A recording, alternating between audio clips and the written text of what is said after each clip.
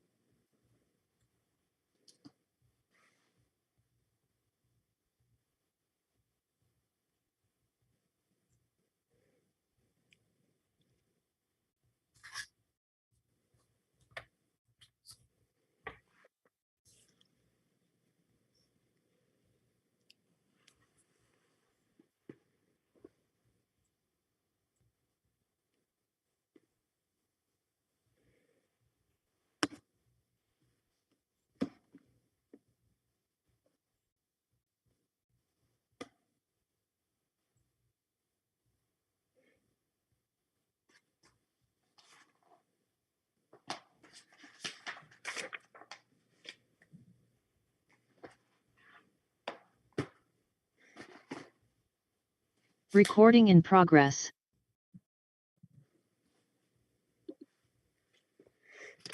Everyone will start in just a minute in order to allow others to filter in. But I'd like to introduce myself. I am Patricia Sibilia. I am a board member of the League of Women Voters of Albany County. And we are an all-volunteer organization. We are basically a nonpartisan political organization that encourages informed and active participation in government. And we work to increase understanding of major public policy issues and influence public policy through education and advocacy. We frequently hold candidate forums. We believe it's best for voters to be educated before casting their votes. I'll give it a minute more, and then I'm also not a resident of the school district, so I have no stake in the outcome. We have our timer tonight that is going to show basically the warnings that will be given. They'll be given a 1-minute warning, a 30-second warning, and then a stop as the candidates answer their questions. So we will have them on screen all the time. We have 2 minutes for opening statements, 2 minutes for answering of questions by each candidate, and then we will have 2 minutes of closing statements. This is being live streamed and will be available on the Bethlehem School website afterwards for viewing by anyone who missed tonight's session. And I want to thank all the candidates for participating. We did draw actually lots, I'll call it, to see the order in which the candidates will speak. It turns out that they are in alphabetical order, and that will rotate as we go from question to question. So with that, I want to make sure you understand what the school board is about. The board is made up of 7 members, all are volunteer, and they serve 3-year terms. The terms are staggered, so all the board members are never open at the same time. Tonight, we have 4 candidates vying for 3 open seats. We received roughly 60 questions from the public, and we had our volunteers go through, combine like items to save time, reword them if anything was needed. That's minimal at best. And what we're going to do is that based on the amount of time we have tonight and the fact that the league has a website called vote411.org that allows all voters to go put in their address and basically see how the candidates in their own words have answered our questions. So I will try to stay away from the topics that were addressed by the candidates in Vote 411 and would recommend that the voters go and give that a view. I'll let you know what the questions are in advance so you know. We asked them, what do you have to offer your community as a school board member? We also asked, when confronting challenging budgets ahead, where would you target reductions in spending? Also asked, how do you think the school board should handle the expressed concerns of a parent or a community member about a class, a school library book, or a curriculum? We ask, what should school do to support the social, emotional, and learning needs of all students? And how could the district measure the impact of education in the areas of character or diversity, equity, and inclusion? So it's not that we won't touch on those, but I will save a lot of questions that came in towards the end if we can touch on them. But I'll start basically on other topics so that you get a range of views from your candidates. So as I said, we'll have a 2-minute opening, then 2 minutes per question, and then we'll do a 2-minute closing. And random order was chosen. So tonight, kicking us off will be Ms. Beck, followed by Ms. Dellenbaugh, Dr. McNay, and then Ms. Moriarty. So with that, I ask to make sure that the candidates go on mute when they're not speaking. I will prompt them in between, and let's watch for our timer showing the times. And I will turn it over to Ms. Beck. Thank you. Good evening. First, I wanted to thank the League of Women Voters for moderating this event. That's appreciated. Thank you to my fellow candidates, Holly, Meredith, and Ewan, for coming out and supporting this event. Thanking my community members, teachers, administrators, who also support this event. We do appreciate all that you've done for our community and do. As Ms. Sibilia said, my name is Christine Beck. My family and I have been district residents for the last 22 years. My 3 children, Kyle, Delaney, and Aiden, are all proud graduates of BC. They went their career through Bethlehem. I've been a member of the Board of Education for the last 9 years and am currently the Vice President of the Board of Education. I've served as committee chair for both the Audit and Facility Committee and still do at this time. I've previously held the position of board president, and I've been volunteering in our district for the last 22 years in a variety of roles, PTA treasurer, room parent, fundraising chair, parent producer of Shakespeare and the high school musicals, lab school parent leader. I coached USTA tennis for 7 years and have been involved in the Bridge to College mentor program for first-time college students. My friends and family asked me recently, like, why do I want to run for a 4th term? Because they all think I'm relatively crazy for doing it. So I took some time to reflect on the question, and I just came back to the same answer as I was raised by a single dad and 2 really selfless grandparents. My dad was a journalist who wrote for our local newspaper, the Gazette, and my grandmother, who at the age of 13 was forced to quit her education and work in the carpet mills in Amsterdam.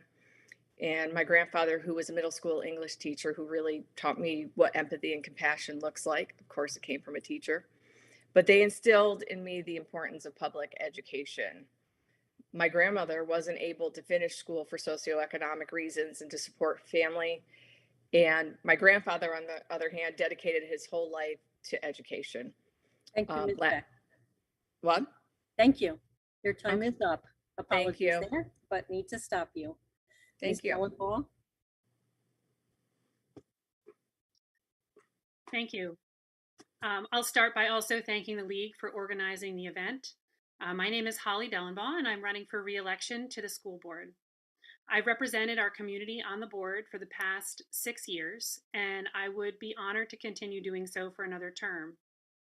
I am a writer, an editor, and an attorney with nearly 2 decades of experience in both the private and public sector in commercial litigation, mediation, and emergency preparedness. But most importantly, I would say I'm a parent. I have 3 children, a 7th grader at the middle school, a 10th grader at the high school, and a BCHS graduate with the class of 22. As a result, I have a vested interest in making sure that our schools are the best that they can be for all of our students.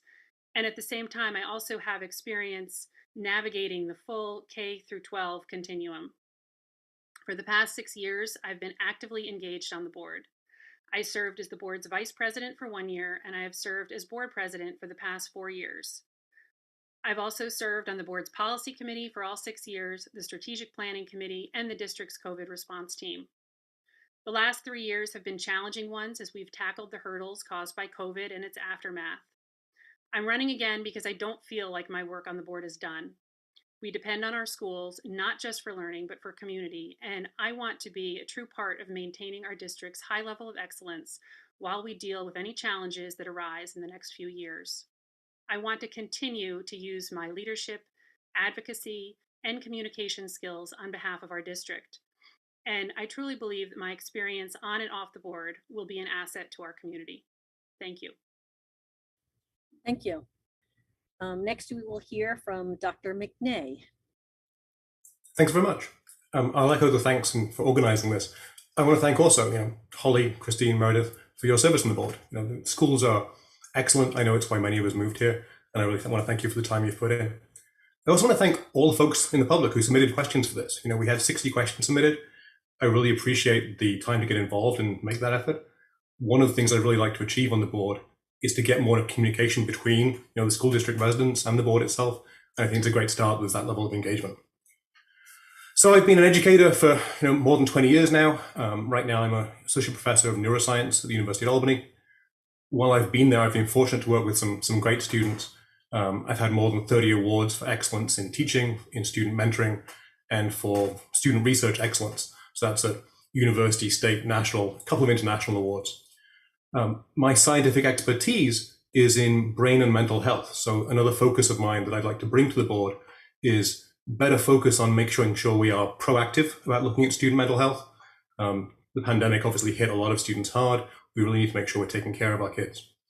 So I'm the one non-incumbent. What I'd like to bring is a teachers and educators perspective, a level of scientific expertise in really relevant areas, right? I've worked on the neuroscience of learning, for instance, and a data-driven approach. So I'd really like to see a little more thought about what the metrics are for policy decisions, both going into and then post-decision. Did it work? How do we measure whether it worked? What are our metrics here?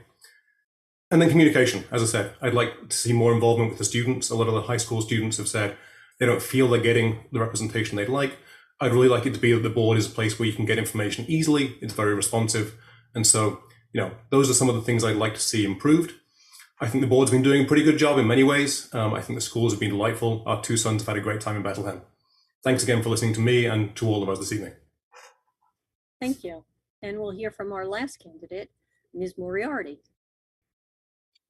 Thank you, Patricia and the League of Women Voters for arranging this event. Hello, my name is Meredith Moriarty, and I would be honored to have your vote to sit on the Board of Education of Bethlehem Central School District.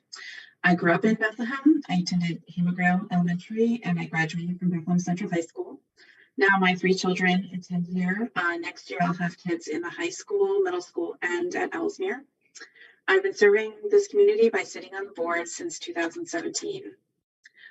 I'm running for a seat on the school board because I care about our school district and want to ensure that it's a safe and supportive environment that provides a true education for our students and encourages innovative teaching, provides our community with a value that comes along with having a top-notch school. I am an attorney. I have experience in negotiation between parties with opposing views, finding solutions to complex problems, and engaging in the critical analysis of complicated contracts and documents and advocating for my position. These are all skills that I've utilized in my tenure on the school board. I previously also worked as an attorney for the child in custody disputes. That experience taught me that when adults make decisions that directly affect children, that the voices of those children should be heard and respected. And I would like to bring that viewpoint to the school board. Over the last 6 years, I've done my best to listen to community feedback and respect those whose experiences are different than my own. Tonight, I'm asking for your vote so I can continue serving the community on the board. Thank you. Thank you, candidates, for those opening remarks. I failed to mention to you previously, but wanted you to know you do not need to use the full 2 minutes in answering questions.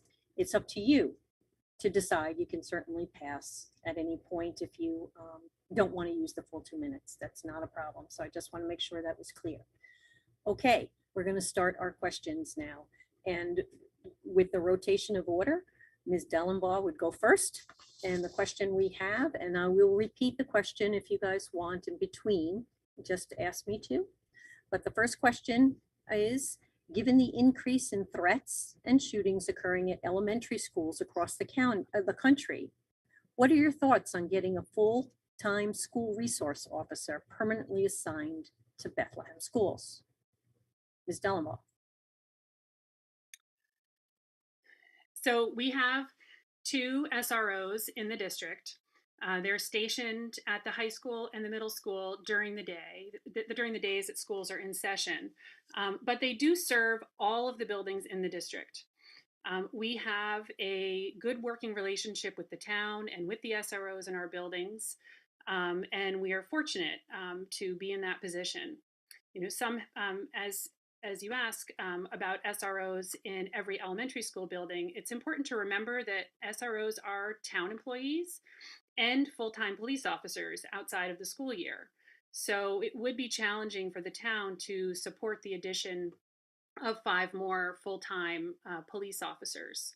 Our current SROs do work with our elementary schools, and they collaborate with the staff and the safety teams in all of our buildings. And, you know, there are, in addition to SRO presence, there are a lot of other school safety measures that the district it has put into place. For example, the Raptor screening process for visitors, where visitors access buildings from one locked point of entry. And we have security cameras in all of our school buildings, and we've implemented one-button dialing of 911 from all classroom phones.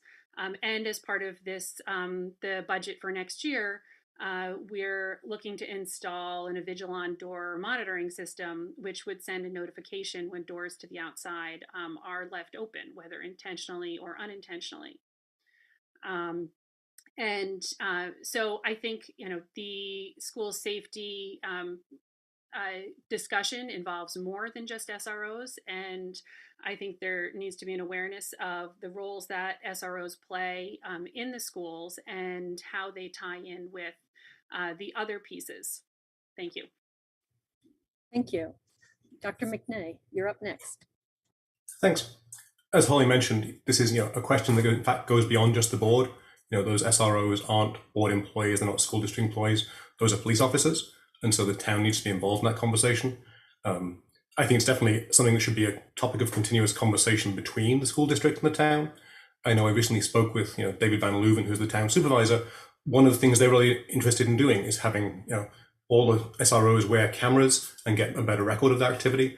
I think there's a really strong interest from the town in doing whatever they can to help support student safety. I was going to refer to the door alert system that Holly brought up. I think having a system that is proactive about making sure the buildings are secure is a really good step.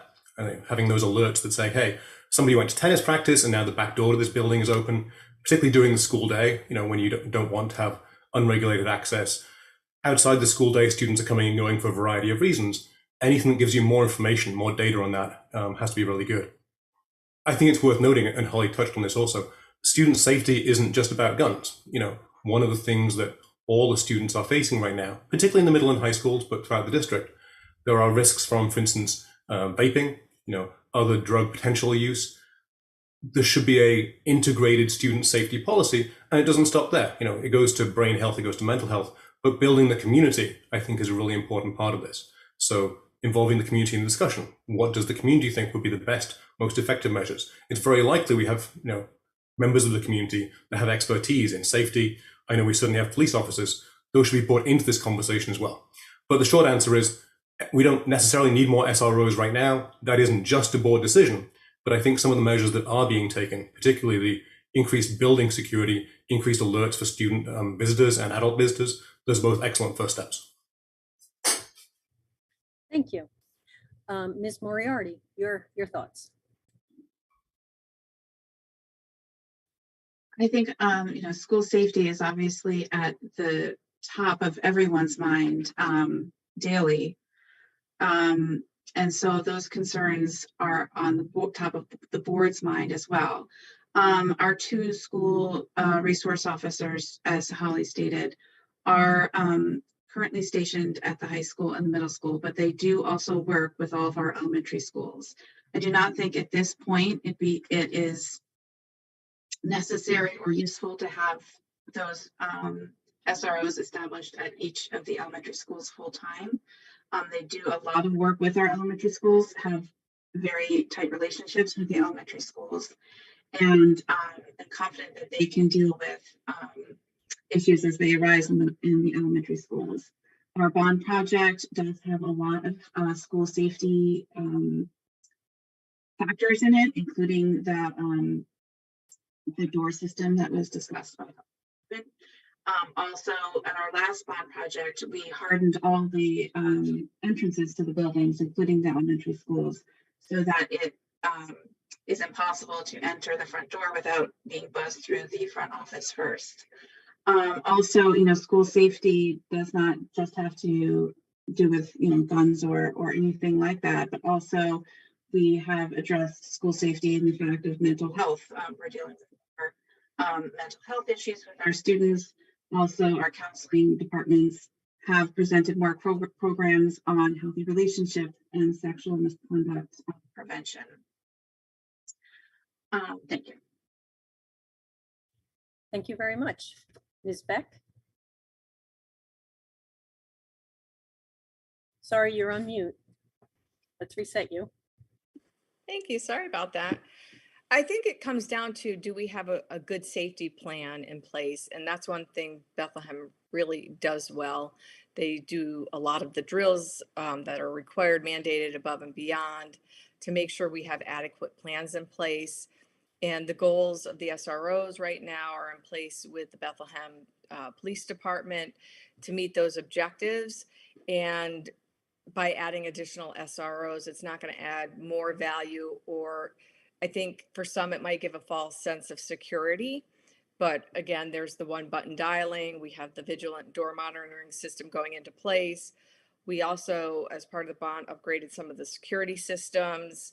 And as of right now, there doesn't seem to be an additional need, but I understand the perspective and the concern because there's so much awareness around school safety, gun shootings every other day on the news, and it's scary. So I get that from a parent perspective. And I was just down in DC visiting my son, and there was a shooting there, and it doesn't go away just because they're not in school. It's everywhere. But adding an additional SRO, I don't think is going to address that situation should it occur, but having a good response plan, which is what the district does. Thank you. On to question number 2. And this one will start with Dr. McNay. What is your position on the use of e-learning tools, such as iReady, which is noted as used for exercise, not as a diagnostic tool, as well as Flocabulary, Edpuzzle, and BrainPop in the elementary and middle school? Do you think the reliance on apps as teaching tools is too much, too little, or just right? Please speak to the ratio of time for teacher-class interaction and direct instruction versus time spent at screens with e-learning apps. Thanks. I think one of the assumptions maybe in the question might be a little off, because I think that all the teachers, if you ask them, would say, we'd love to spend as much one-on-one time with all of our students. So one of the things that some of these e-learning tools do allow is to have many of the students focus on one task and then free up in many ways that one-on-one time. So the teacher can actually use them well to increase the amount of individual attention students get. I liked the comment in the question about using these as tools rather than as necessarily measures or metrics. I think performance on some of the tasks is definitely a useful baseline. So the iReadies, for instance, you take these multiple times, and because the test is effectively reproducible and it's been validated to give a constant difficulty of test, you can assess student progress. And I think that assessment part is really, really important. So in terms of value added, I think some of those e-tools are really good in giving us more data, making sure students are all being brought along. One of the things that's really important is making sure that all students are being brought along. So you don't just pay attention necessarily to those who are loudest or those who are doing best, or even sometimes those that are really cutting up and causing trouble. You need to make sure that all the students are given the excellence they need. So that said, Do we want our students spending even more time than they already are on their phones on a screen? No, we don't, right? So you want to minimize this and make it part of an integrated plan. The teachers are great at this, honestly. The pedagogy can take advantage of the wide variety of electronic resources available. It's something I do in my own classroom. You can assign readings, you can assign interactive projects, and students can work on those. And in some ways, you can almost flip the classroom. You can build on that expertise and that knowledge they've gained, and then go deeper in the one-on-one personal time. So I think the real question is, left to the teachers. I think they would do an excellent job of planning those teaching plans and curricula. I don't think there is too heavy a resource. I think it takes appropriate advantage of the wide variety of information tools available. Not something that concerns me. I think it's being well done in the district right now. Thank you. Okay, Ms. Moriarty, your answer on the question. Thank you. First, in terms of our youngest learners, I come from a place where I absolutely would want to minimize screens for our youngest learners, our kindergarten or first graders. I think it's very important that they have as many opportunities as possible for active play, learning through active play and learning through physical manipulation, etc.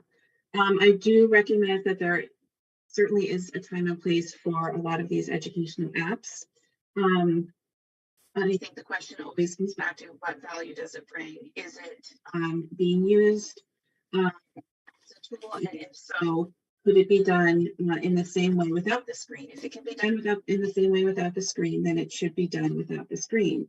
However, there are certainly some apps and educational tools on screens that do bring a whole new way to look at something. And if that's the case, we should definitely see the value in that.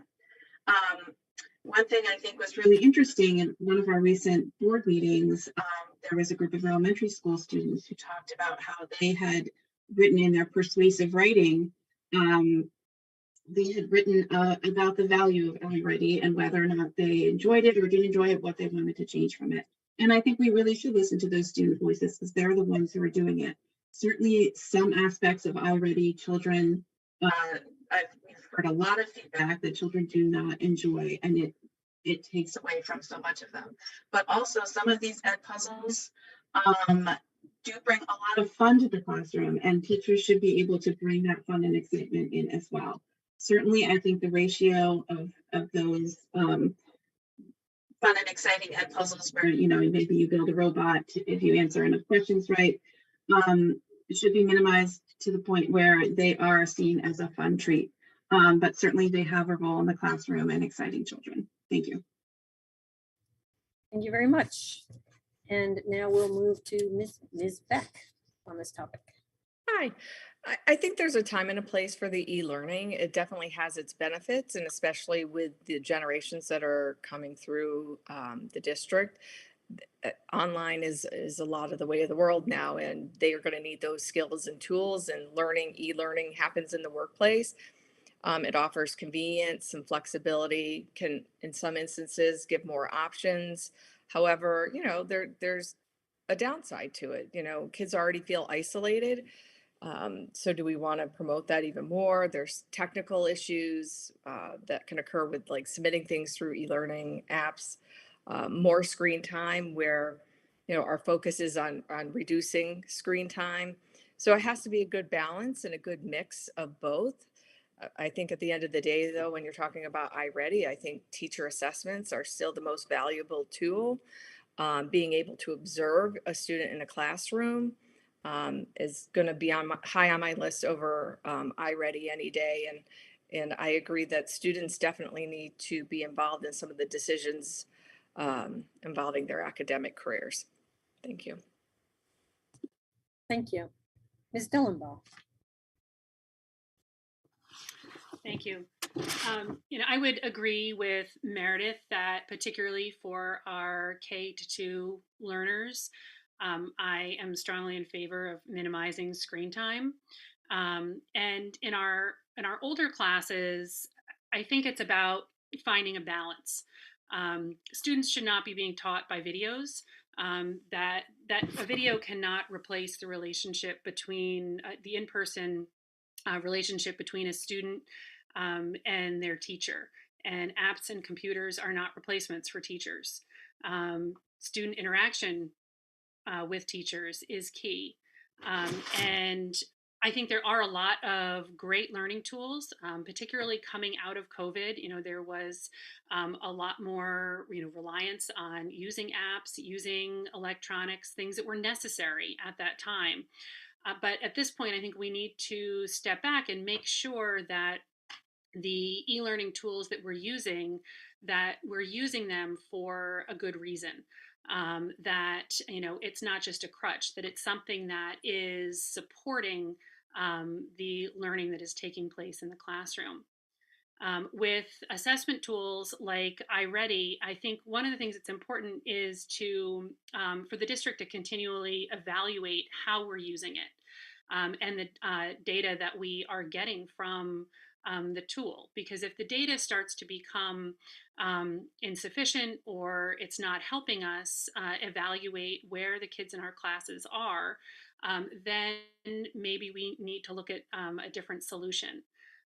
But at the end of the day, I mean, it's about finding a balance. And one of the things that I think is key as a board member is to support professional development for our teachers on effective use of technology in the classroom so that it's being used in the right way. Thank you. Thank you very much. Okay, we're on to question number 3. And this one will begin with Ms. Moriarty starting. So the question is, what will you do to prioritize the coursework and skills development that prepare students for the future?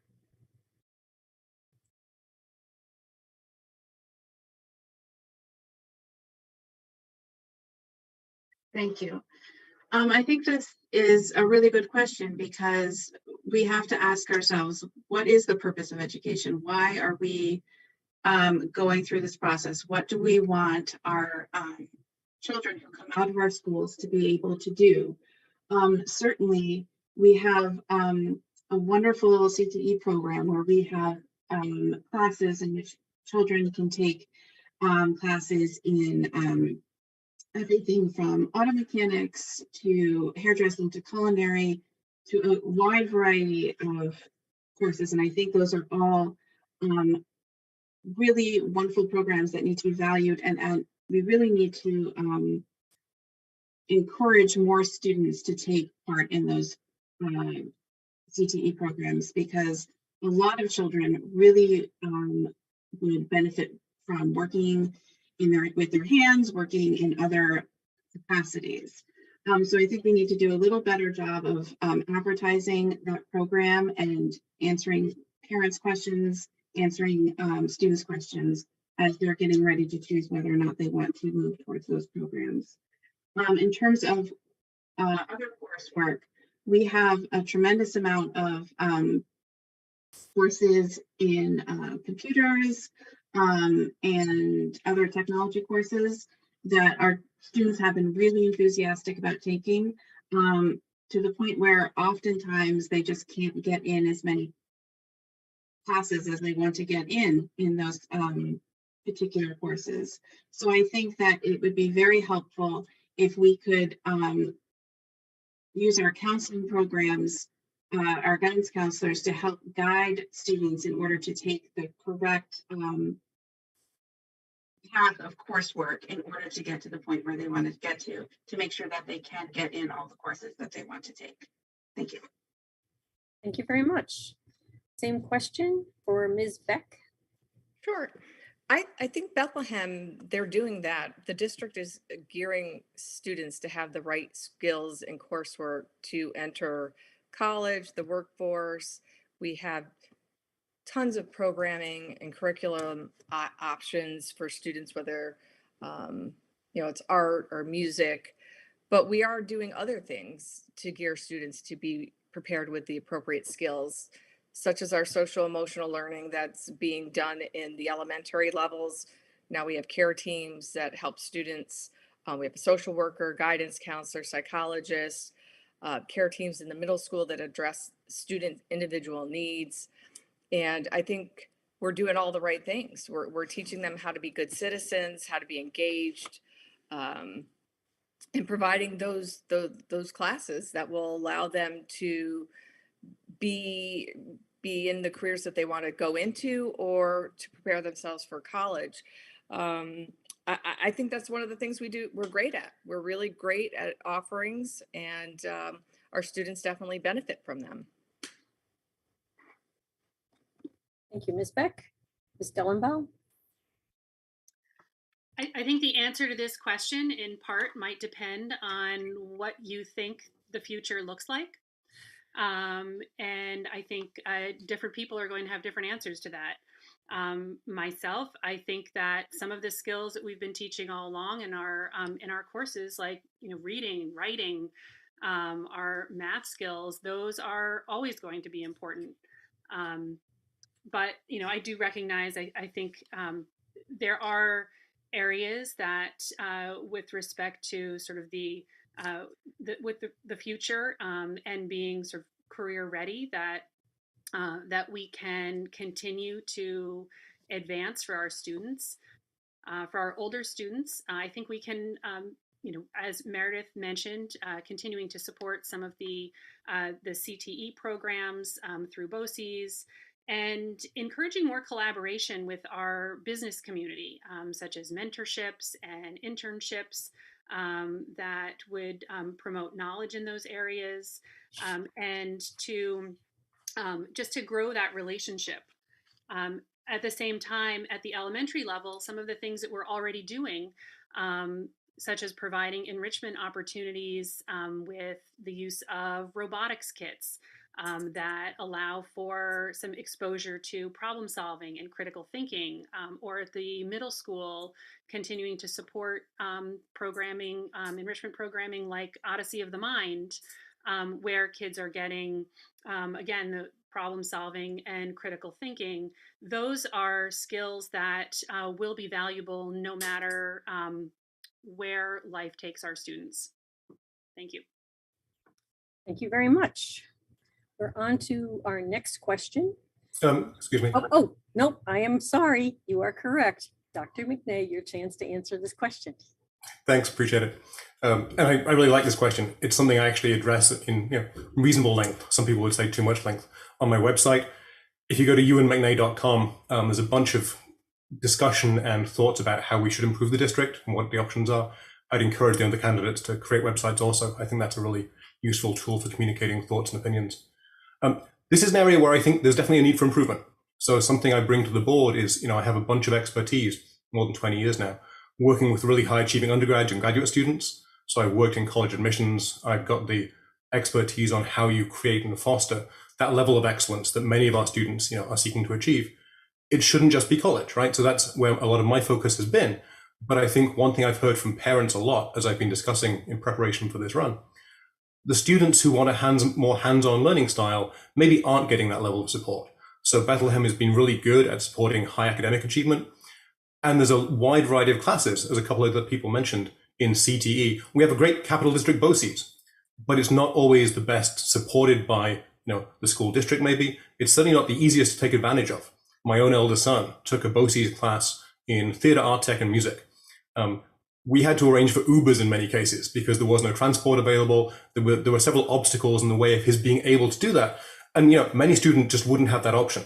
So we need to make those classes not only available in theory, but available in practice. There's a lot of emphasis that could be going on to validate all of those alternative career tracks, right? So not just the academics, the college bound, but also the hands-on. We can also get more science research. So I get a lot of students, and as do my colleagues at UAlbany, from other high schools looking to do research mentorships. That hasn't been the case from Bethlehem. The opportunity is there. It's not being taken advantage of yet. So I don't think we're doing everything great right now. I think there are definitely some ways here that we can support excellence for all the students. I echo some of the comments that we can get maybe accelerated classes, even at the elementary level, in some of the basic skills, reading, math, and so on. Communication is key. Thanks. Thank you very much. And sorry about not giving you your turn appropriately. No worries. We're on to question number 4. And this one will begin with Ms. Beck. Last year, Bethlehem Central School District hired Letitia J. Ellis Williams as the first Diversity, Equity, and Inclusion Officer. Please share your thoughts on the role of this position and introducing DEI as a part of the culture and curriculum in our schools. Well, I think hiring Dr. Ellis Williams was a good decision for the district. I think it's important that we as a district are teaching for diversity, inclusion, and equity, making sure that we understand the differences with individuals and celebrate them in the classroom, understanding what it means to be inclusive, making students feel like they belong and that there's a community and that can look differently to everybody, and teaching for equity and making sure we have appropriate, I'm going to use this as an example, grading practices so they aren't disadvantaged to any one group of students. I think she's done a tremendous job with creating a baseline, talking to key stakeholders, getting information from different administrators, from teachers, observing our school culture and climate, because we definitely need to get better. And she's uncovering those things that you just don't know until you know them. And once you know them, you need to get better. And this is an area that Bethlehem definitely needs to get better. And she's creating measurements to both qualitative and quantitative so we can assess how we're doing it. It's an evolving area, but we are taking those steps in the right direction. And we're going to make sure that we're funding DEI activities appropriately, that we're providing appropriate collections to represent our student body. And I think it was a good investment from the district, and I look forward to seeing to what we do with it next. Thank you very much. Ms. Dillenbaugh? I'll start by saying that, we do need to have culturally responsive education. I feel strongly that we need education that's grounded in a view of learning where diversity is recognized and regarded as an asset for teaching and learning. And we need to create a welcoming and inclusive environment and curriculum and promote opportunities that will help all of our students thrive. And we need to elevate historically marginalized voices when we can. I supported hiring our district director of DEI because I support the district's work to improve the equity and cultural proficiency and responsiveness in the district's 7 schools. It is important, though, to note that no one person in a district owns diversity, equity, and inclusion. And it is something that everybody is responsible for.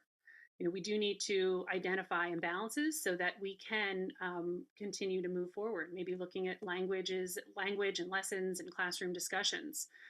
Sometimes changes that seem small and actions that seem small can be important, such as, updating our policies or our code of conduct with gender neutral language, or addressing gender equity in our dress code, or promoting the use of restorative justice. Sometimes it's supporting an audit of our libraries to make sure that they have a balanced and diverse collection of material, and working on reviewing our curriculum, and also developing equitable hiring and promotion practices.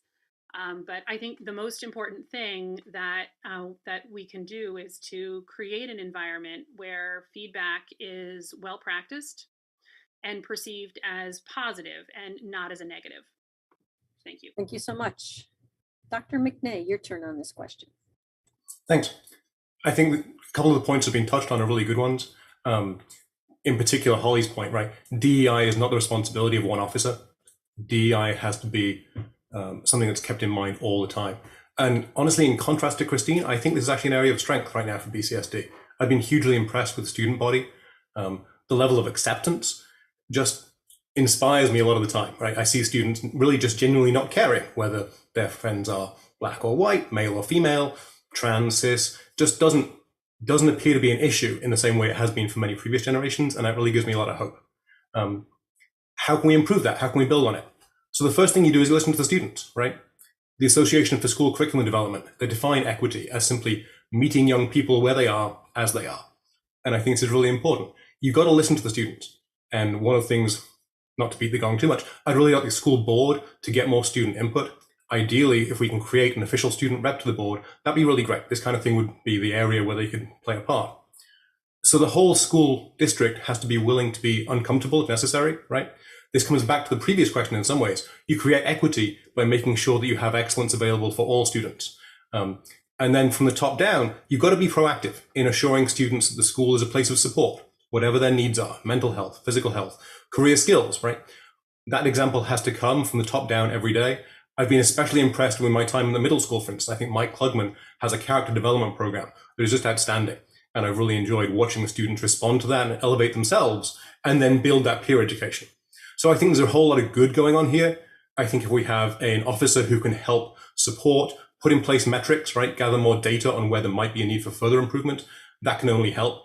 We've got to provide the resources for proactive counseling and peer support. We've got to treat the students with respect and listen to them on this issue.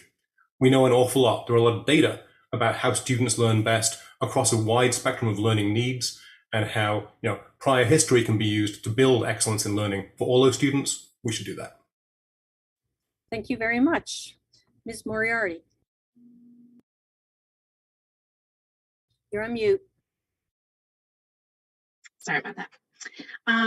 I was a member of the interview committee when we were hiring candidates for this position. And in that role, we had a lot of discussions about what we really wanted to see this role as.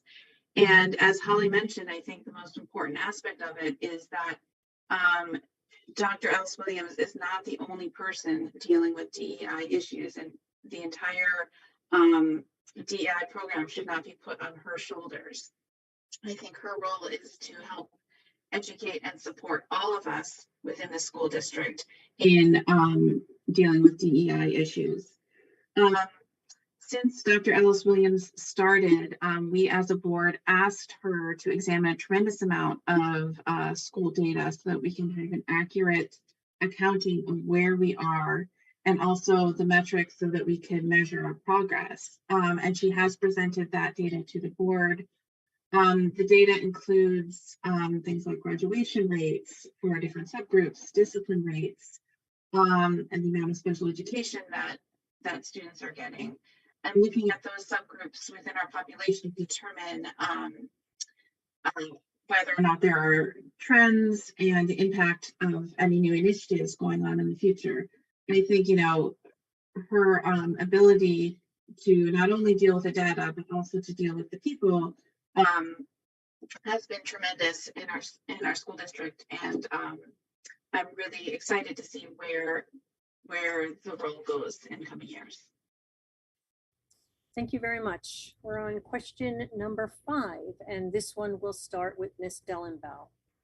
The question is, the school board passed what was noted in the questions received as a controversial plan to not allow cell phones in the high school, implementing Yonder, where a cell phone is locked in a pouch during the day.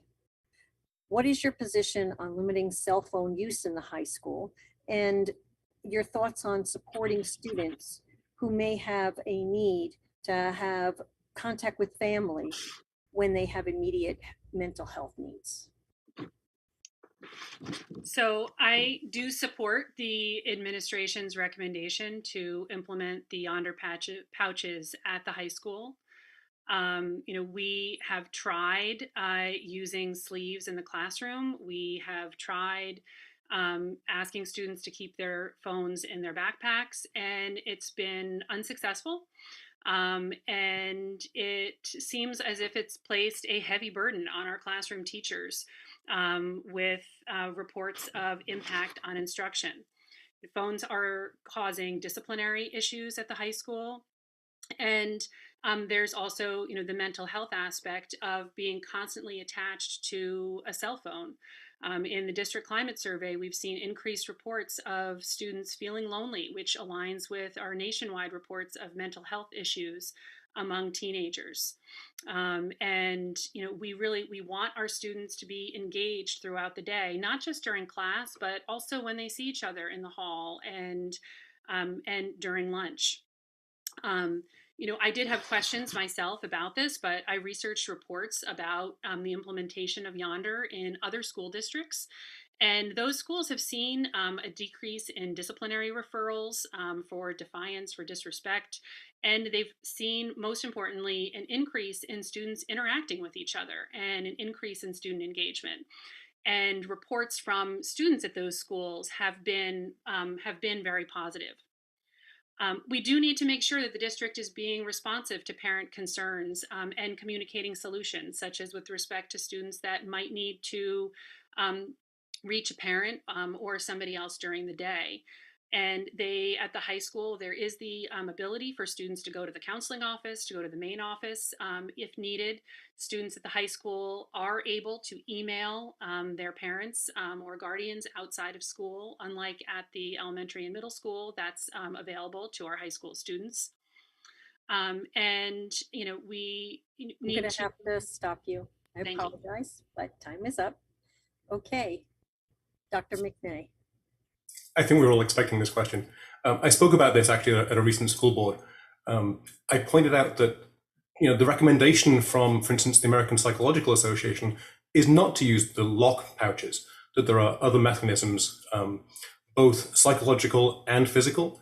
So simply a pouch that doesn't lock. A Velcro pouch where it's really obvious if you're ripping it open, it's very loud, but that doesn't put that phone completely out of reach for the students, was found to have much less negative impact on the student's mental health. So these Yonder pouches are actually associated in some cases with an increase in stress. In many students' cases, a loss of support system, right? If your support system during the day is to text a buddy across the school as you're walking between classes, now you can't do that. So several parents at the same board meeting brought up similar concerns. I think part of the issue here, and a big part, is the lack of data, lack of metrics. So I listened to the presentation from our assistant superintendent. There was zero data presented on whether these pouches have been useful in other schools. There are a couple of anecdotes. There are no good peer-reviewed studies. The only one that I found in my review of literature doesn't support Yonder pouches.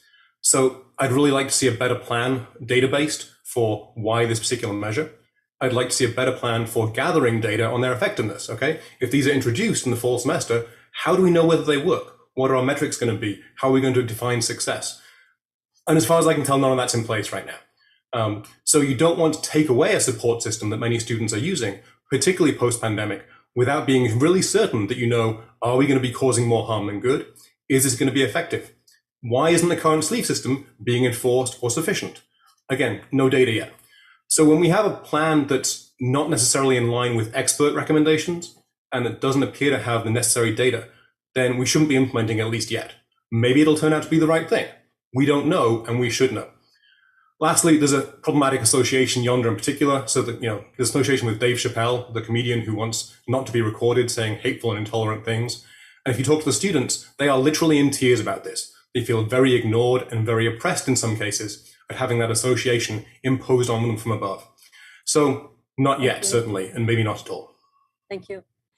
Okay, we're on to Ms. Moriarty. Your thoughts on the matter? Thanks.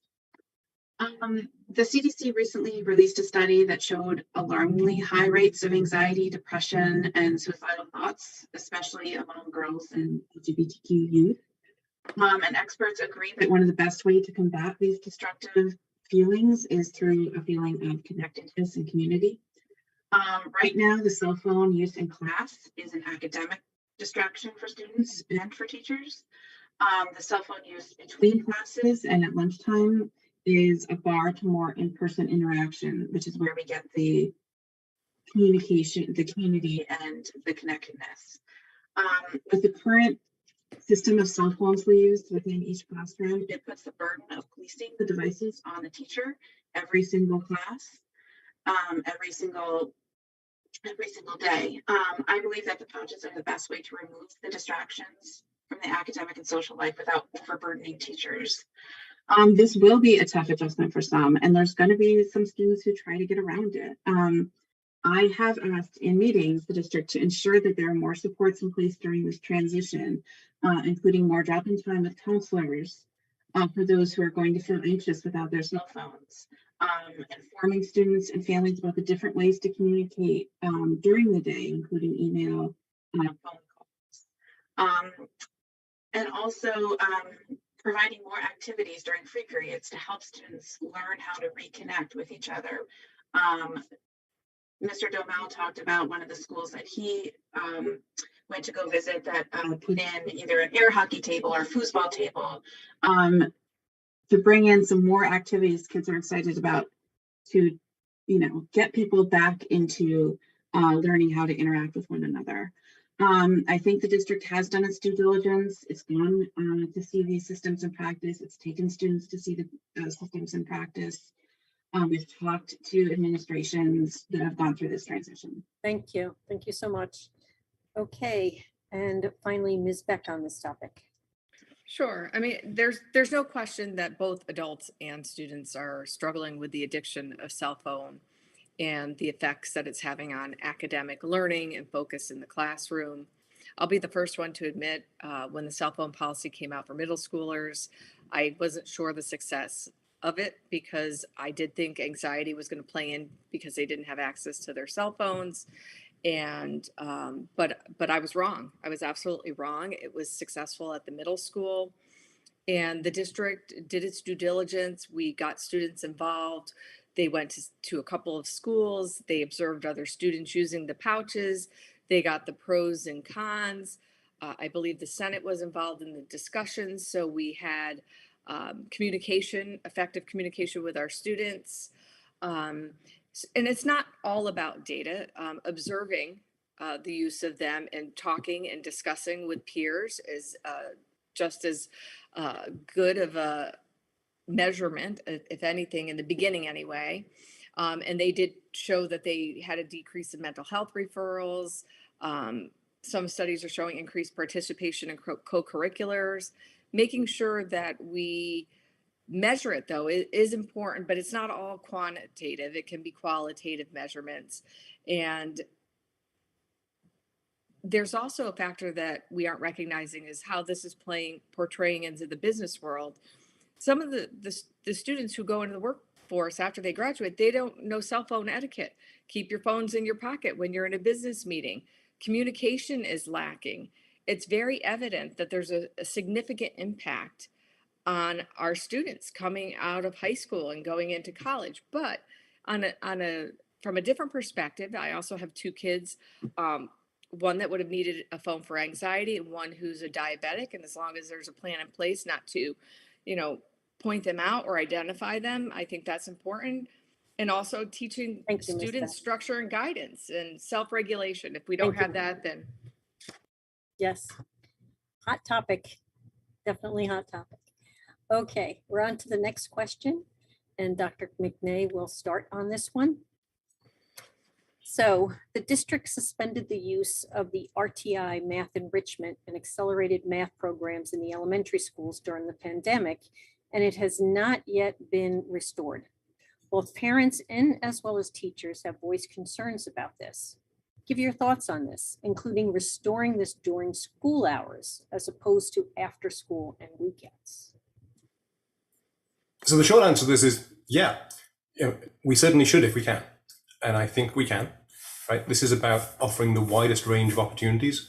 It's something that was very much appreciated, welcomed, and had benefits for the students that were enrolled in it previously. So in terms of the questions we've had this evening, this is actually an easier one for me to answer. I'm going to borrow for a few seconds then. One thing that Christine mentioned on the previous question, I think self-responsibility for students is actually really important.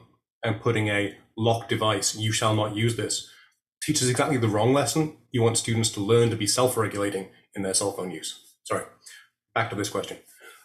I think that the accelerated options for basic skills like math and reading definitely should be taken advantage of wherever they can. And I think that's true, not just in the current, accelerated math, double accelerated math, but if we have the student demand and the demographics, we should be trying to implement that wherever possible. So to meet as many students as we can at the level that best meets their needs.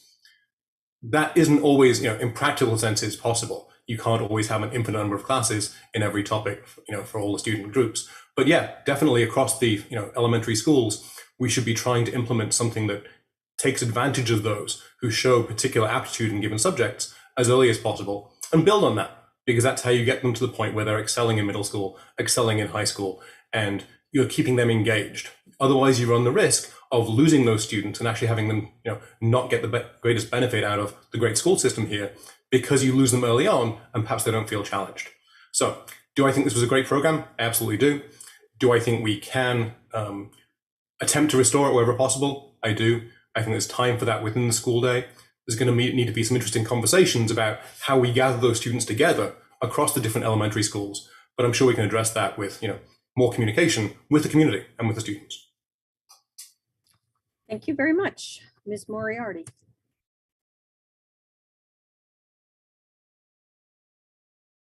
You're muted. Sorry. I understand these concerns. I also was concerned when I heard that math enrichment was not being put back into place after COVID, but I have listened to the administration's explanation of why they made those decisions, and I do support that. Essentially, when we've had to move the classrooms around because of COVID restrictions, we found that we needed much smaller classrooms. Therefore, we had to move some of those teachers into classrooms so that we could have a much smaller size classroom. Those teachers reported that they could deal with much more differentiation in their teaching of math because their classrooms were much smaller. And rather than pulling children out once a week to give them a challenge, those teachers are able to differentiate within the classroom. This benefits the smaller size of the classroom benefits all students within the classroom in all subjects, not just math, and allows them to differentiate to help those children who are struggling as well.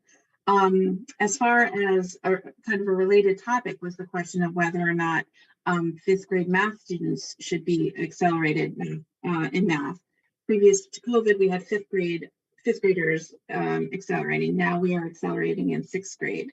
I do think, once again, I was questioning that, but I listened to the administration's discussion of it, and I support that because when the acceleration move was made in fifth grade, one of the criteria about who should be accelerated had to do with class size. How many kids can we fit into a classroom? When now it's possible actually to accelerate more students now that we're making that choice in the sixth grade. Thank you. Thank you very much. Ms. Beck. I think the district has the duty to ensure that students who are excelled are challenged, they're engaged, they're enriched, they're empowered to excel at whatever level they're at. And I know there has been some changes to the MTSS program. We put a lot of resources into the reading due to the pandemic and getting students up to speed with that. So I do think at some point we need to reassess the math component of the MTSS from both a extra help perspective and from a enriched perspective. But I think the teachers right now, any student that wants to be challenged are providing those opportunities to do so in the classroom and working with them individually. It's difficult. We are a public school district trying to meet the needs of all students, and we've gone through some very difficult times. And I think the most important thing that we need to do is just make sure those opportunities to be engaged and challenged are existing. And from what I understand, they are. If they're not challenging to where they need to be, then that's a discussion between either the math supervisor or the teacher directly to say, hey, this isn't enough for my child. And also, sometimes we just need to be cognizant of change and that we're going to get there. And there are ways to do that, and we're working on them every day. Thank you very much. Ms. Dellenbaugh. I think we definitely need to make sure that we are providing meaningful and rigorous learning experiences for all of our elementary school students, and that we are helping those students that need some extra help. The smaller class sizes that we've had, which are an average, I think, of about 18 students, have allowed for more individualization in class, whether that's on the enrichment side or on the side of remedial instruction. One of the things I think it's important for the board to do is to continue to provide the district with resources so that it can give teachers the resources they need so that they can do that differentiation and individualized instruction. Perhaps that means some professional development for the teachers so that they can have tools at their disposal to be able to effectuate that in their classroom. One of the things that I think is important to remember is that even though a name may have changed for a program, components of the program can still exist. So, for example, the old challenge program used to include some exposure to digital issues and computer science. And now, because our new standards include digital fluency and computer science, all students are having a chance to be exposed to those areas, which in many ways is a more equitable situation, in the same way that giving more students a chance to accelerate math in middle school, not being limited by capacity at the 5th grade level, I think is a good solution. And little changes like the current math program that incorporates some of the Tang method allows for some enrichment in the math curriculum in the classroom. Thank you. Thank you very much. Okay, we're on to our 7th question, and this one will begin with Ms. Moriarty. Okay. The district has not implemented later start times for the high school due to transportation challenges. However, research supports that later start times because there are significant health benefits for high schoolers. Do you support later start times? Blah, blah, blah, blah, blah. Let me start this whole question again, guys. I'm not doing it very well. I want to start from the beginning. My error. The district has not implemented later start times for the high school due to transportation challenges. However, research supports the later start times because of the significant health benefits for high schoolers. Do you support later start times? And if so, do you have a proposal for how to make this happen? And again, we start with Ms. Moriarty. I fully support the recommendations of the American Academy of Pediatrics about shifting the start time at high school to a later start time. The science is clear: as children grow into adolescence, their sleep cycles do change. As a board, we did empower the transportation department to change the entire way that it transported students in order to allow the high school to start later. It did work, and we did see the benefits. Students saw the benefits, teachers saw the benefits, families saw the benefits. Unfortunately, with the bus driver shortage, we can no longer sustain that 2-tiered model for transporting students. As a board, we extensively reviewed every possible option for getting the high school students there at a later time, trying a 3-tier system. Unfortunately, none of the options were viable. They involved, the prospects of kindergartners waiting at bus stops so early that it was still dark out, or middle school not getting out until 4 o'clock, or having no way to transport students who needed to stay after school for activities or extra help. So I would support the original plan of a 2-tiered system being implemented as soon as we have enough drivers. In terms of a plan for making that happen, the board has encouraged the growth and retention of the transportation department by increasing driver pay. We've offered more incentives, including paid training. We've allocated more resources into, we're going to be hiring a new telematics specialist, and we've added resources for new technology that make bus routing more efficient so that fewer drivers are needed. Hopefully, as these changes take some time to become implemented and work, and we get the new bus drivers and we kind of reduce that need for routing, that would enable us to start school later. Thank you. I believe the next one up on this is Ms. Beck. We spent a lot of time energy and efforts. We had a lot of stakeholders involved in determining if start school later was a viable option. Um, I think we spent the better part of 2 years and it finally got adopted. And again, we were able to provide a three-tiered bus system that would allow the high schoolers to arrive at 8 a.m. Good feedback from the students regarding that. They felt like it was making a difference. COVID happened. We had a serious bus driver shortage. We have never been able to get back up to those levels, and we don't see it anytime soon. There's no argument about the science. I'm certainly not going to argue that. And what I believe, we have looked at a variety of options, but when the committee was originally formed, they found a solution with the three-tiered bus system. But since that's no longer an option, I think if we really are seriously going to consider it and be committed to it, then we're going to have to reconvene with the stakeholders again to look at the other issues that are impacting our inability to do that, which is after school help, the times, sport time, start times, childcare needs, contractual issues.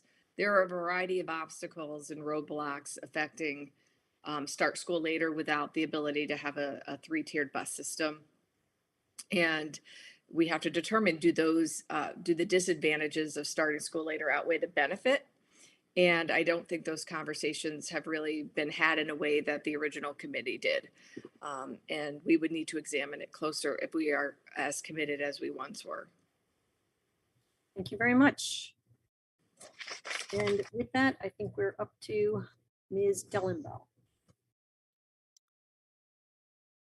I have a teenager in my house, so I certainly see firsthand every school day the impact of having an early start time. I was absolutely thrilled when we were able to move the start time at the high school, even just to 8 a.m.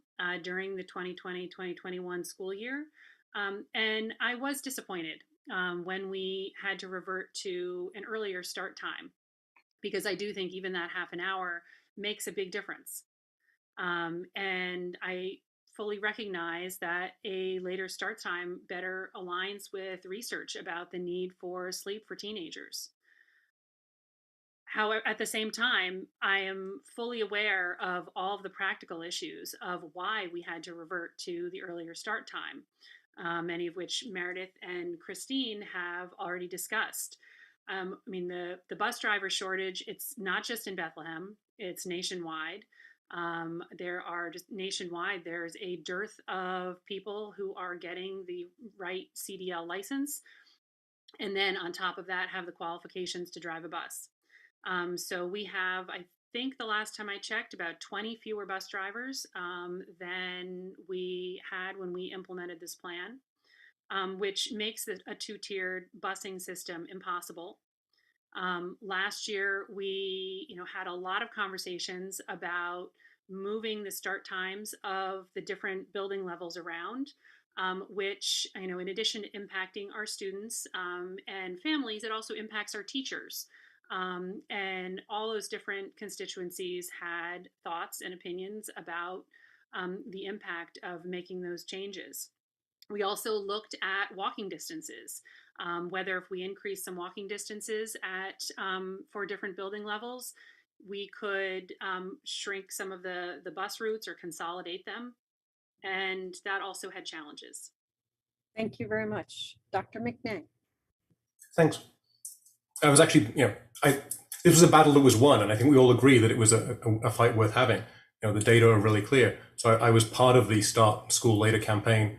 I was actually one of the two expert speakers. So Dr. Mitch Earlywine and I gave science presentations to the community and to the teachers on the data regarding later start school times, particularly for teenagers. And as you've heard of it, the data are really clear, right? It's actually a biological change that happens in the teenage adolescent brain. Circadian rhythms do shift. And so this plays into the whole, across the day scheduling.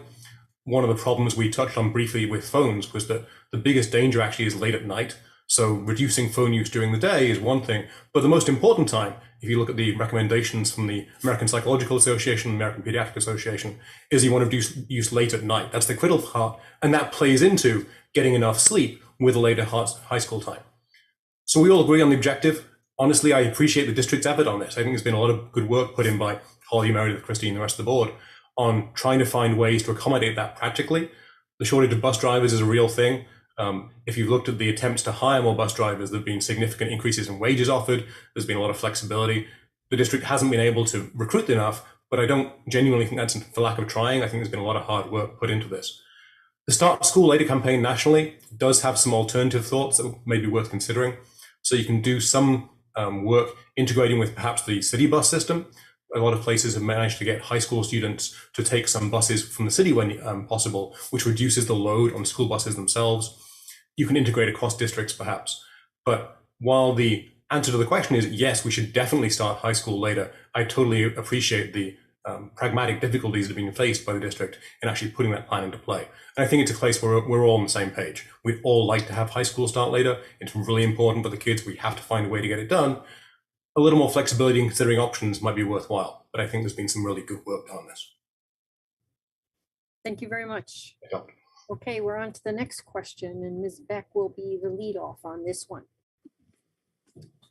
And the question is, and this is combining questions received, what can you offer as a board member to foster better communication, collaboration, and cooperation between the parents of special needs students and the school administration?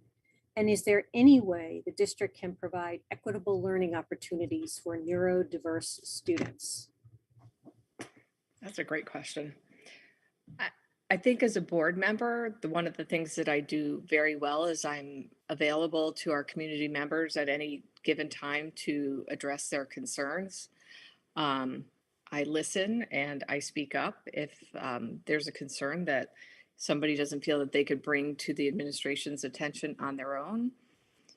It's hard. I've had kids with anxiety and different educational needs. And so I understand the perspective they're coming from and the need to be inclusive, to make sure that we have opportunities available. And I think the DEI coordinator program is going to really help champion that from multiple stakeholders, whether it's teachers, administrators, staff members, just having that be at the forefront of thoughts regarding special ed programming. We had discussion about the summer program and we were able to champion it back to 4 hours this coming summer. So we do hear what they say. And I think that myself personally having institutional knowledge spanning 22 years in the district, I understand where we've been, where we come from, where where we're going, and I think it's good. And I think communication is an integral part of being a board member.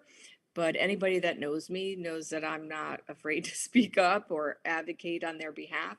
And if there should be change, there should be. And from my intro, that was one of the things that I didn't get to is, my dad taught me if you see something, speak up. And that's the only way change is going to happen, and making sure that we have critical thought. But I've always been a proponent of our special ed programs.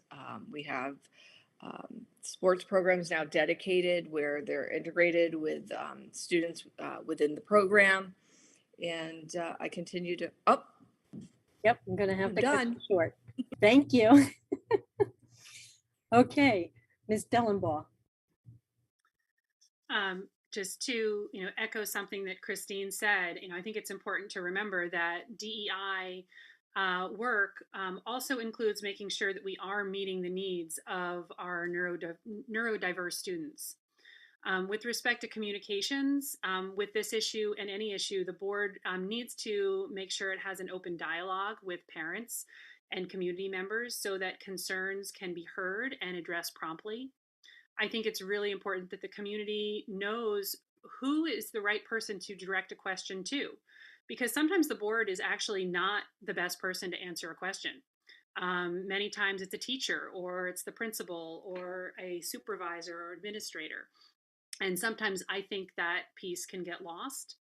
And I would encourage the community to attend and listen to school board meetings, particularly when these issues are discussed, because there is a lot of information that is conveyed. And sometimes I think that gets lost. I think, I'm excited about the new rollout of our structure with our student support services, because I'm hopeful that it will better align our, SES and MTSS and counseling under one umbrella, so that we are connecting the different programs so that we don't have gaps. Um, I think that as a board, it's important to continue to provide the resources and support for things like the extended school year summer programs and the CTE programs at BOCES, as well as some of the innovative programs that we have that develop skills at the high school, like the BC Barkery, or supporting the college transition program at St. Rose for our older students. So there are ways, and I think the most important thing is that when there is a problem, that people know that they can speak up and address the board. Thank you very much. Dr. McNay. Thanks. I think a couple of excellent points have been made there, right? This definitely plays into equity. I gave the definition of equity as meeting students where they are, and that's especially important here. We actually know quite a lot about the neuroscience, my expertise, of how neurodiverse students learn and the various strategies we can use to meet all those students in the different ways they will need to make sure they're getting the support and the education to the fullest extent the district can offer. That doesn't always happen in the classroom. The support dogs at the high school, that's a great small intervention that can have huge benefits in helping students be more able to access and express their needs. Well-rounded programs are really important here. So things like music and art and sport, those are all often especially important for neurodiverse students, for students with special learning needs, in helping them to both find a place where they can excel and contribute and be part of a team, but also maybe have particular interests and aptitudes that might not always be expressed in the classroom. So communication part of this, honestly, I think that's a key part of my platform.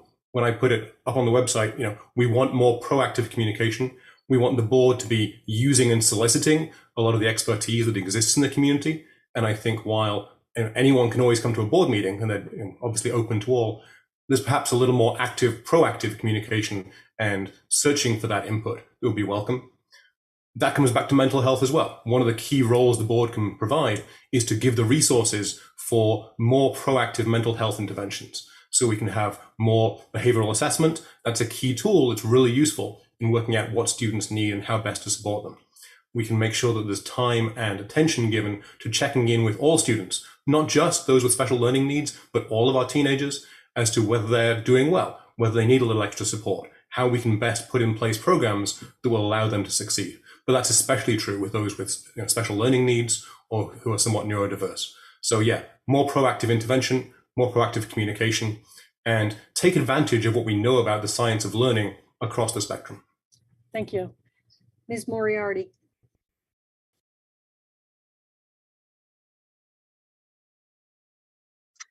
A lot of our families have had wonderful experiences in our special education department, but there are also a lot of families who haven't felt like their child is getting everything that they need from our district. One example is that during COVID, our summer program for kids in the special education department had to cut its hours from 5 hours a day to 3 hours a day. It was understandable at that time because we didn't initially even think that we would be able to open it. And as we rushed to be able to open it, we were thrilled that we could get those 3 hours a day. The next year, however, we saw the same truncated day. And while there were staffing challenges, that was really not acceptable to the families whose children would have benefited from that extra enrichment. And they came to our board meeting, and I learned so much at that board meeting.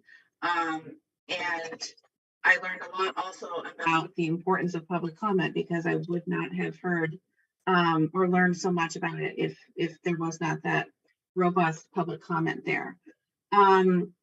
So I, along with the other members of the board, pushed back and expressed our frustration on those cuts. And as a result, the intensive skills program was expanded by an hour for 2023.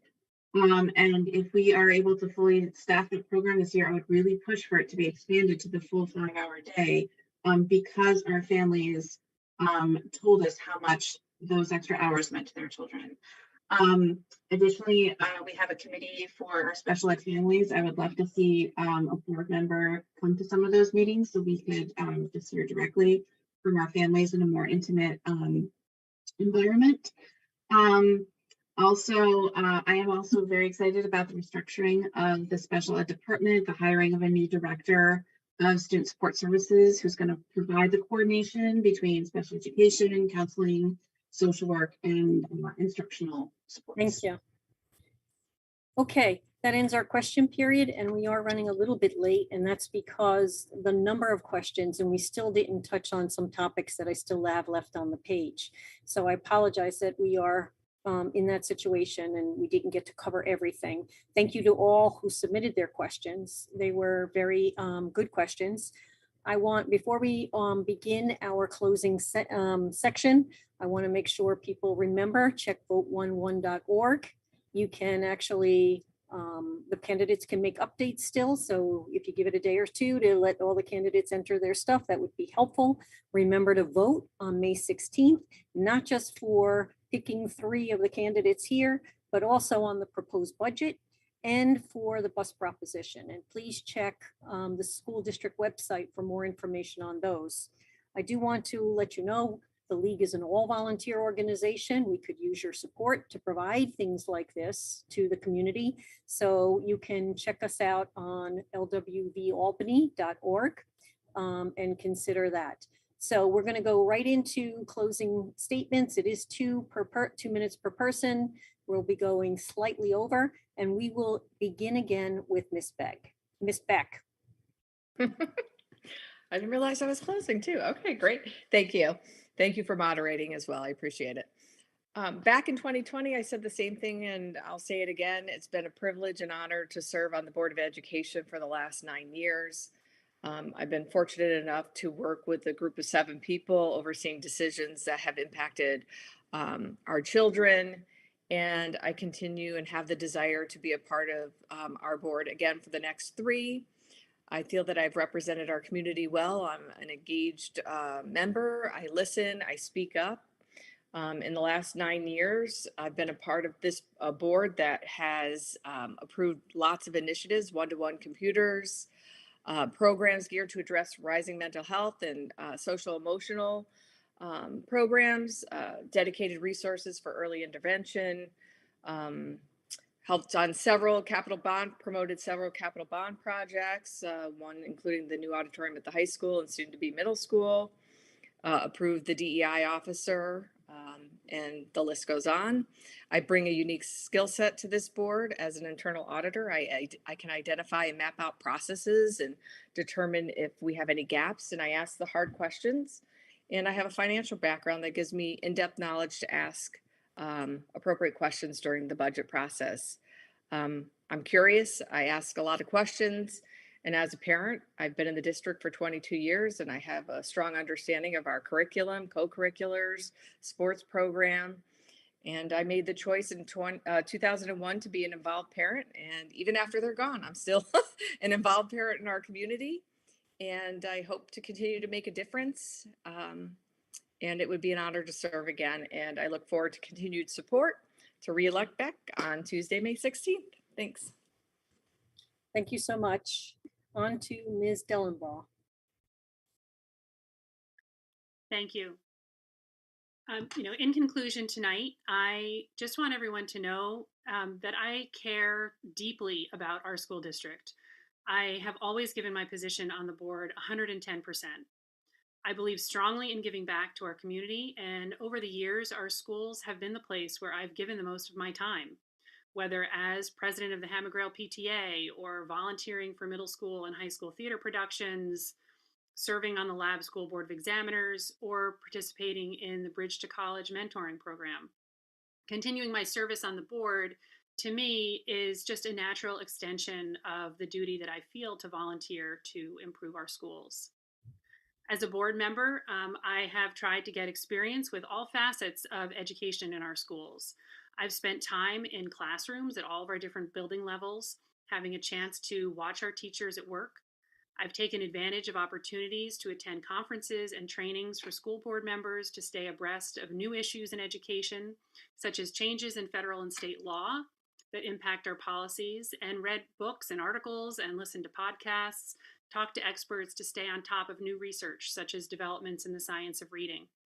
And I've also gained knowledge about the other critical functions in our district, our transportation staff, our food service team, and our operations and maintenance teams that keep everything running.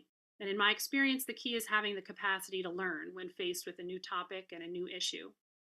I want our schools to be able to give every student the chance to reach their fullest potential. And I want to give our teachers and students and staff the support that they need, not just to succeed, but also to excel. I would be honored to continue to represent you, and I would ask for your vote on May 16th. Thank you very much. Dr. McNay. Thanks, folks. And thanks again to the League of Women Voters and to all the folks who are sending questions. I think this has been a great evening. A lot of people have asked, so why are you doing this? And the two answers to that. The first one of which is, it's the first time I can. I became an American 2 months ago. I think it's kind of cool. The first time I get to cast a vote, I get to vote for myself. But in all seriousness, pragmatically, it's the first time I can serve on the school board. My kids have been through the school district here for 15 years now. I can give back, so I should, right? Obviously, I'm the non-one incumbent. So why would you vote for me rather than any of my colleagues? And I'm not running against any of them. I look forward to serving with whoever gets elected. There are a couple of answers for that. First, I definitely bring a unique and a really relevant and needed skill set to the board, right? I've been an educator for 20 odd years. There are no other educators currently on the board. I've been a scientist for 30 years. I'm really used to working on data sets and metrics and so on. But in particular, my expertise is in brain health and mental health and the neuroscience of learning. So those are all areas where I think I really have, as it turns out, some really specific and relevant skills that will really enhance the ability of the board to meet the needs of all our students. Priorities, I've mentioned a couple of times. I think proactive mental health check-ins are really important, and we can do a fair amount to better support the needs of our students in this area. I think excellence for all, in particular, making sure that the hands-on classes and skills are not neglected in any way. We have a range of programs that are available. Let's make sure we take advantage of those. And similarly, let's make sure we take advantage of things like the Regeneron Science Fair just down the road. We aren't putting enough of our high school students into those high-achieving research positions, and we can. I have a strong record of placing every single undergrad in my lab into the graduate school or the med school of their choice, 100%. So I have a strong track record in achieving excellence and mentoring excellence. I'm doing that not just in Bethlehem, but also through the 518 Elevated program with low opportunity students in Albany and Troy. So I've been trying to give back to my students, not just in this district, but across the Capital District. And I think I have a lot of skills to offer that are unique. I look forward to your vote. Thanks. Thank you. Ms. Moriarty. Thank you to the League of Women Voters for producing this program, and thank you to my fellow candidates for engaging in such a respectful exchange of ideas. I did really quickly want to address one topic that was not addressed in any of the questions, but I know is important to a lot of families with young children, is the issue of preschool. We did not receive any bids on the preschool funding that we received from the New York State. I believe it's because the amount per pupil was too low for any of the local providers to think it was viable. If that is the case, first, I think we should be advocating to increase funds per pupil through this program, but also I'd ask our administration to really put forth a genuine effort to present to the board what it would take for our school to put on our own preschool program, because it is so important to our families and our community. I was elected in 2017. Since then, I've learned so much about our schools. I've sat on committees, attended trainings, attended conferences. It took me a long time to learn about the processes and procedures that are required to deal with a school district this size, required dealing with public employees and student disciplinary matters. Getting to know members of our administration, getting to know what all the acronyms mean, getting to know what student educational law applies in New York State. It takes a long time to gain this institutional knowledge, and I want to continue my tenure on the board so that I can use that knowledge to better serve the district. I'm asking for your vote because as much as I've received from BC and my children have received from BC, I feel like I have a lot to give in return. I promise to listen respectfully to concerns from the community and do my best to address those concerns on the board. I'm also going to keep financial restraint at the forefront of decision-making over the next 3 years, both because of uncertain, financial climate, but also because we'll be losing a source of revenue over the next year in the form Thank of a you. major pilot payment. Thank you. I apologize that we ran a bit over. I want to remind everyone to check vote411.org, as well as to tell your neighbors about this, and so that they can go out and vote as well, May 16th, for not just these 3 of these candidates, but also the proposed budget and the bus proposition.